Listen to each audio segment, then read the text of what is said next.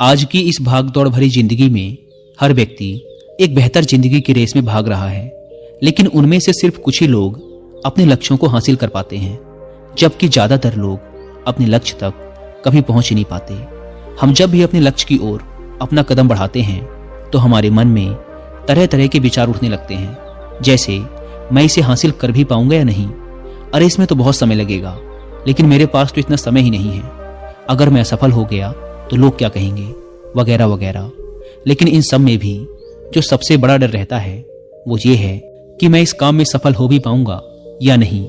तो आज की इस बौद्ध कहानी के माध्यम से हम जानेंगे कि अपनी असफलता के डर को कैसे खत्म किया जाए, और साथ ही हम ये भी जानेंगे कि हमारे मन में यह असफलता का डर क्यों पैदा होता है, इसका क्या कारण है। तो आइए कहानी को शुरू करते हैं। बहुत समय पहले की बात है। एक बौद्ध सन्यासी एक जंगल के पास अपनी कुटिया बनाकर रहा करते थे। वे बौद्ध सन्यासी बहुत ही बुद्धिमान व्यक्ति थे। जो भी उनके पास अपनी समस्या लेकर आता वो बहुत ही बुद्धिमानी से उसकी समस्या का समाधान निकाल देते। एक दिन वे वहीं पास के ही एक गांव में भिक्षाटन के लिए गए। जब वो भिक्षा मांगकर वापस लौट रहे थे तो रास्ते में उन्हें एक युवा व्यक्ति ने रोक लिया और कहा, मैंने सुना है कि आप किसी भी समस्या को बड़ी ही बुद्धिमानी से सुलझा देते हैं। हालांकि मुझे तो जरा भी विश्वास नहीं कि आप मेरी इस जटिल समस्या को सुलझा पाएंगे, लेकिन मैंने लोगों से आपकी बुद्धिमानी के बहुत से किस्से सुन रखे हैं। इसीलिए मैं आपसे एक बात जानना चाहता हूं कि हमें किसी भी काम में असफलता की घबराहट क्यों होती है, और हम अपने किसी भी लक्ष्य को असफलता की घबराहट के बिना कैसे प्राप्त कर सकते हैं। युवा व्यक्ति का यह प्रश्न सुन बौद्ध सन्यासी मुस्कुराए और बोले, मैं तुम्हारे इस प्रश्न का उत्तर जरूर दूंगा, और उसके बाद से तुम्हारी सारी घबराहट भी खत्म हो जाएगी। लेकिन उससे पहले तुम्हें मेरे साथ मेरी कुटिया तक चलना होगा।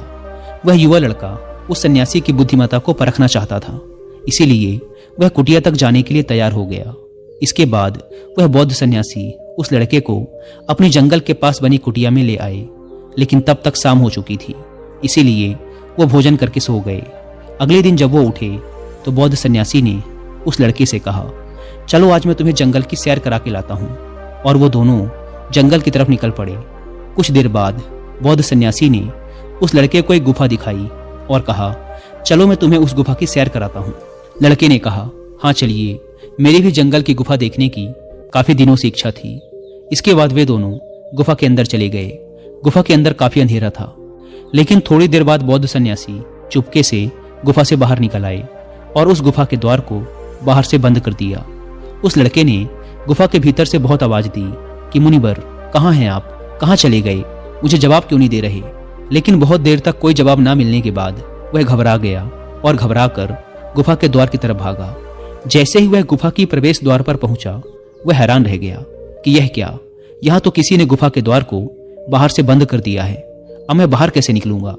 अब वह अकेले अकेले उस अंधेरी गुफा में काफी भयभीत और परेशान हो गया। वह सोचने लगा कि कहीं उस सन्यासी ने मुझे मारने की योजना तो नहीं बनाई थी। अब वह गुफा में इधर उधर घूमकर बाहर निकलने का रास्ता ढूंढने लगा। वह गुफा में काफी देर तक इधर उधर भटकता रहा, लेकिन उसे बाहर निकलने का कोई रास्ता नहीं मिला। अब उसे जोरों की प्यास और भूख भी लग रही थी, इसीलिए वह शांत होकर एक जगह बैठ गया। तभी उसे एक सुरंग से सूर्य की रोशनी आती हुई दिखाई दी, पर उस रोशनी आने वाली सुरंग तक पहुंचना बहुत ही कठिन था, क्योंकि चारों तरफ बस अंधेरा ही अंधेरा था और वह सुरंग भी काफी ऊंचाई पर थी। पर फिर भी वह तुरंत उठा और अपनी सारी भूख प्यास को भूलकर अपना सारा ध्यान उस गुफा से बाहर निकलने पर लगा दिया। काफी मेहनत और प्रयास करने के बाद वह उस सूर्य की रोशनी आने वाली सुरंग तक पहुंच गया और कुछ दूर तक उस सुरंग में ही ऊपर चढ़ता गया। तभी अचानक उसे वह सन्यासी हाथ आगे बढ़ाता हुआ दिखाई दिया। वह लड़का झट से उस सन्यासी का हाथ पकड़कर बाहर आ गया और बाहर निकलते ही उस सन्यासी को गुस्से से चिल्लाकर कहा, मुनिवर, आप पागल हो गए हैं। आप मुझे इस अंधेरी गुफा में अकेले छोड़कर आ गए। आपको पता है मैं कितना भयभीत हो गया था और मुझे कितनी जोरों की प्यास लगी है। उस सन्यासी ने मुस्कुराते हुए उसे पानी दिया और कहा, अब मेरी बातों को ध्यान से सुनना। तुम इस गुफा के बाहर सिर्फ 2 कारणों की वजह से निकल पाए, जिसने तुम्हें इस गुफा से बाहर निकलने के लिए मजबूर किया। पहला कारण, क्योंकि तुम्हें जोरों की प्यास और भूख लगी थी, और दूसरा कारण, तुम्हें वहां घुटन महसूस हो रही थी, क्योंकि तुम्हें मित्रों और परिवार वालों के साथ रहने की आदत पड़ चुकी है। अब मैं तुम्हें 2 मुख्य कारण बताता हूँ जिसकी वजह से तुम इस गुफा से बाहर निकल पाए। पहला कारण, क्योंकि तुम्हारे साथ वहां ये कहने के लिए लोग नहीं थे कि इतने अंधेरे में इतनी ऊंचाई पर तुम उस सुरंग तक कैसे पहुंच पाओगे, ये तो असंभव है।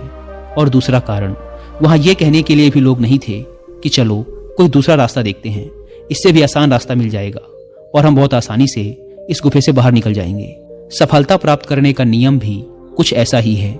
ये तो मैंने तुम्हें सफलता कैसे प्राप्त करें इसकी एक छोटी सी दुनिया बनाकर दिखाई है, पर वास्तविक दुनिया इससे कहीं अधिक जटिल होती है। वहां हमें सलाह देने के लिए बहुत से फालतू लोग मिल जाते हैं जो खुद तो कुछ कर नहीं पाए, लेकिन हमें ज्ञान देंगे कि ये मत करो, ये बहुत कठिन है, ये तुमसे ना हो पाएगा, इससे अच्छा तो तुम वो काम कर लो, उसमें तुम्हें निश्चित रूप से सफलता मिल जाएगी। और ऐसे ही वो हमारे दिमाग को भटकाकर चले जाते हैं और हमें खुद पर संदेह होने लगता है। सफलता ना मिलने का एक बड़ा कारण ये भी है कि सफलता प्राप्त करने की प्रक्रिया बहुत लंबी होती है, और यहाँ जब हमारा मन घंटों घंटों में बदल जाता है तो फिर लक्ष्य प्राप्ति के महीनों और सालों के प्रयास में हमारा मन क्यों नहीं बदलेगा।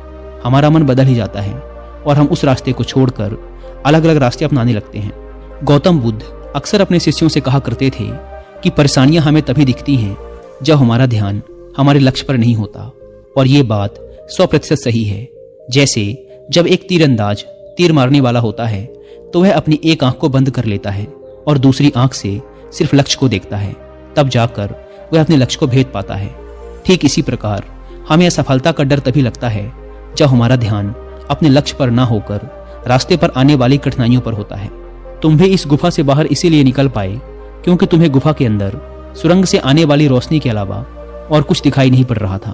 अगर उस गुफा के अंदर प्रकाश होता तो तुम वहां के बड़े बड़े गड्ढों और कीड़ों मकोड़ों को देखकर डर जाते और वहीं भटकते रह जाते। इसीलिए अपना सारा ध्यान केवल अपने लक्ष्य पर टिकाए रखो और आसपास क्या हो रहा है, लोग क्या बोल रहे हैं, उस पर ध्यान देना बंद कर दो। तुम्हारे मित्र और रिश्तेदार क्या कर रहे हैं, उन्हें सफलता मिली कि नहीं, ये सब देखना बंद कर दो और केवल खुद के काम पर ध्यान दो। फिर देखना कि जब तुम्हारा समय आएगा तो लोग खड़े होकर तुम्हारे लिए तालियां बजाएंगे। और इतना कहकर वो बौद्ध सन्यासी मौन हो गए। उस युवा लड़के ने कहा, मुनिवर, आपने तो आज मेरी आंखें ही खोल दी। आपकी कही हर एक बात में मुझे बुद्धिमानी नजर आई। आप सच में बहुत बुद्धिमान हैं, इसीलिए सभी आपकी बुद्धिमानी का लोहा मानते हैं। मैं आपको वचन देता हूँ कि आज से मेरे मन को कभी भी असफलता का भय नहीं सताएगा।